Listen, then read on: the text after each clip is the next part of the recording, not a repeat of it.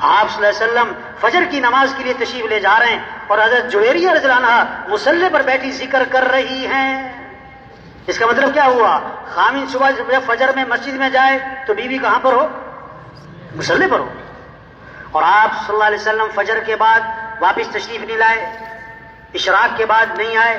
حدیث کے الفاظ ہیں رجع بعد ان اضحى، چاشت کے بعد جب سورج میں تیزی آ گئی، کم از کم 2.5-3 گھنٹے آپ واپس تشریف لائے تو حضرت جویریہ رضی اللہ عنہا اسی طرح مصلی پر بیٹھی ذکر کر رہی ہیں. آپ نے وضاحت فرمائی، جویریہ میں جب سے گیا ہوں اس وقت سے اب تک تم ذکر کر رہی ہو؟ عرض کیا جی ہاں حضور، اس وقت سے اب تک میں ذکر کر رہی ہوں. واہ واہ. جب اللہ سے تعلق ہوگا، جب اللہ سے محبت ہوگی، جب اللہ کی عظمت ہوگی، اب زبانوں پر کس کا نام ہوگا؟ اللہ. اب ذکر میں لذت، ذکر میں حلاوت، ذکر میں اطمینان، وقت کے گزرنے کا احساس نہیں.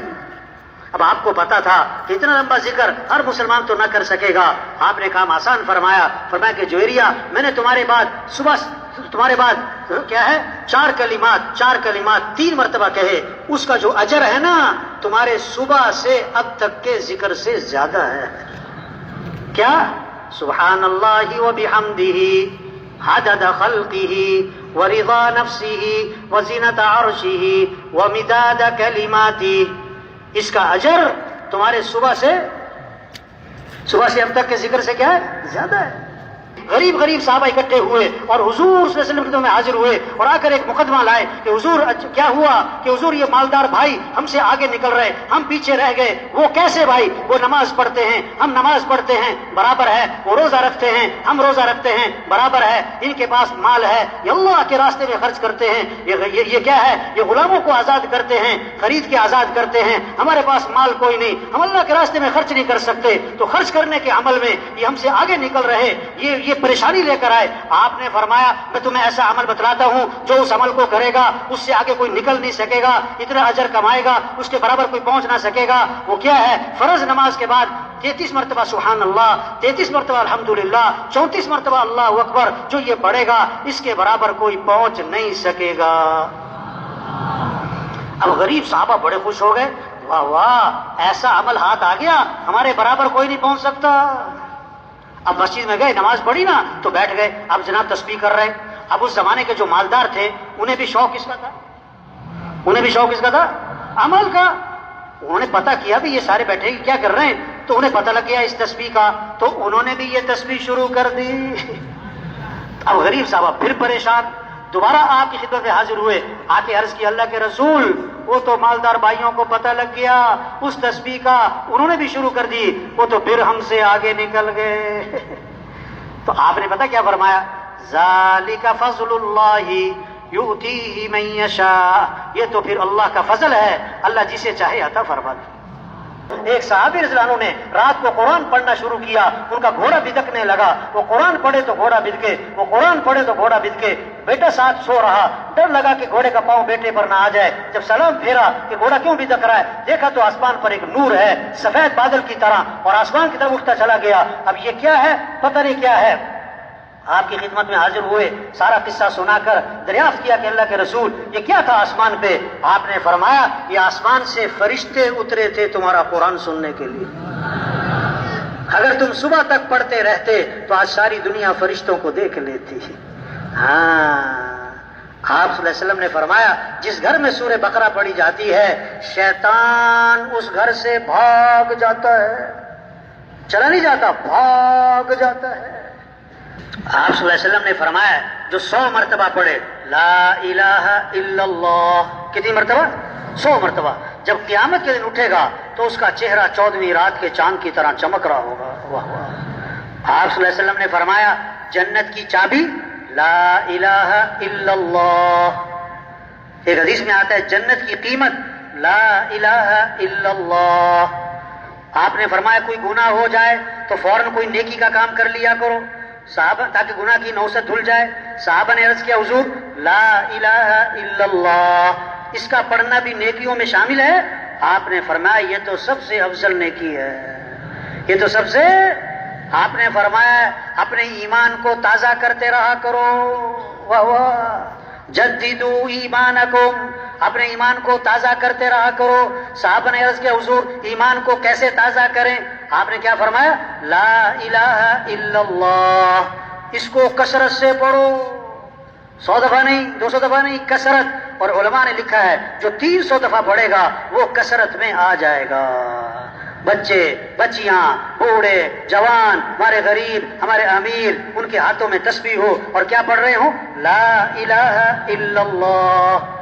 آپ نے فرمایا سبحان اللہ کا ثواب احد پہاڑ سے بھی زیادہ ہے، الحمدللہ اس کا ثواب احد پہاڑ سے بھی زیادہ ہے۔ واہ واہ، یہ کمائی ہے۔ سبحان اللہ، جنت میں درخت لگ گیا، الحمدللہ جنت میں درخت لگ گیا۔ آپ صلی اللہ علیہ وسلم نے فرمایا، کیسی خوبصورت حدیث ہے، کمال کے الفاظ ہیں، کلمتانی خفیفتانی علی اللسان ثقیلتانی فی المیزان حبیبتانی الی الرحمن سبحان اللہ وبحمدہ سبحان اللہ العظیم۔ 2 کلمے ہیں جو زبان پر بہت ہلکے ہیں اور قیامت کے دن ترازو میں بڑے وزنی ہیں اور اللہ کو بڑے محبوب ہیں۔ وہ کیا ہیں؟ سبحان اللہ وبحمدہ سبحان اللہ العظیم، سبحان اللہ وبحمدہ سبحان اللہ العظیم۔ آپ صلی اللہ علیہ وسلم نے فرمایا جو 1 مرتبہ درود شریف پڑھے گا اللہ کی 10 رحمتیں اس پر نازل ہوں گی اور 10 گناہ اس کے معاف ہوں گے اور 10 نیکیاں لکھی جائیں گی اور 10 درجے اس کے بلند ہو جائیں گے۔ کتنی کمائی ہوگی بھائی۔ آپ نے فرمایا روشن رات یعنی جمعرات، روشن دن یعنی جمعے کا دن، اس میں میرے پر درود شریف کثرت سے پڑھا کرو کیونکہ تمہارا درود شریف میرے اوپر پیش کیا جاتا ہے۔ اور آگے عجیب بات فرمائی، فرمایا جو میرے پر درود بھیجے گا میں اس کے لیے دعا بھی کروں گا، استغفار بھی کروں گا۔ ایک حدیث میں آتا ہے آپ نے فرمایا جو آدمی میرے پر درود شریف پڑھتا ہے، درود شریف بھیجتا ہے، جب تک وہ درود شریف پڑھتا رہتا ہے اس وقت تک اللہ کے فرشتے اس کے لیے رحمت کی دعا کرتے رہتے ہیں۔ آگے فرمایا اب اس کی مرضی ہے درود شریف تھوڑا پڑھے یا زیادہ پڑھے۔ ایک صحابی آئے، عرض کی اللہ کے رسول میں نے ذکر کا وقت طے کیا، دعا کا وقت طے کیا، اس میں سے کتنا وقت درود شریف کو دے دوں؟ پھر خود ہی عرض کیا حضور 1/4 وقت درود شریف کو دے دوں؟ فرمایا ٹھیک ہے لیکن درود شریف زیادہ کر لو تو بہتر ہے۔ حضور 1/3 وقت درود شریف کو دے دوں؟ فرمایا ٹھیک ہے لیکن درود شریف زیادہ کر لو تو بہتر ہے۔ حضور آدھا وقت درود شریف کو دے دوں؟ فرمایا ٹھیک ہے لیکن زیادہ کرو تو بہتر ہے۔ حضور میں 2/3 وقت درود شریف کو دے دوں؟ فرمایا ٹھیک ہے لیکن درود شریف اور زیادہ کرو تو بہتر ہے۔ انہوں نے عرض کیا حضور پھر میں ایسا کرتا ہوں میں سارا وقت درود شریف ہی پڑھتا رہوں گا۔ آپ نے فرمایا اذن تکفی ہمک ویغفر ذنبک، اگر تم ایسا کرو گے تمہاری ساری پریشانیاں دور کر دی جائیں گی اور تمہارے سارے گناہوں کو معاف کر دیا جائے گا۔ ہاں یہ شوق پیدا ہو۔ آپ صلی اللہ علیہ وسلم نے فرمایا جو کثرت سے استغفار کرے گا اللہ ہر تنگی سے اسے نکالے گا، پریشانیوں سے بچائے گا، اللہ وہاں سے رزق دے گا جہاں سے وہم و گمان بھی نہیں ہے۔ استغفار پر وعدہ ہے وما كان الله ليعذبهم وأنت فيهم وما كان الله معذبهم وهم يستغفرون۔ جب تک آپ ان میں موجود ہیں ان پر عذاب نہیں آئے گا۔ اگر آپ دنیا سے تشریف لے گئے تو جب تک یہ استغفار کرتے رہیں گے ان پر عذاب نہیں آئے گا۔ ہاں استغفار کی برکت، یہ شوق پیدا ہو۔ آپ صلی اللہ علیہ وسلم نے فرمایا سید الاستغفار یعنی استغفار کا سردار وہ کیا ہے؟ اللہم انت ربی لا الہ الا انت خلقتنی وانا عبدک وانا علی عہدک ووعدک ما استطعت اعوذ بک من شر ما صنعت ابوء لک بنعمتک علی وابوء بذنبی فاغفر لی فانہ لا یغفر الذنوب الا انت۔ یہ سید الاستغفار ہے۔ اور میں جو صبح کو 1 مرتبہ پڑھے لیکن دل کے یقین کے ساتھ پڑھ لے، اگر شام تک موت آ گئی تو سیدھا جنت میں جائے گا۔ شام کو پڑھ لیا اور صبح تک موت آ گئی تو سیدھا جنت میں جائے گا۔ ہاں یہ شوق پیدا ہو جائے بھائی۔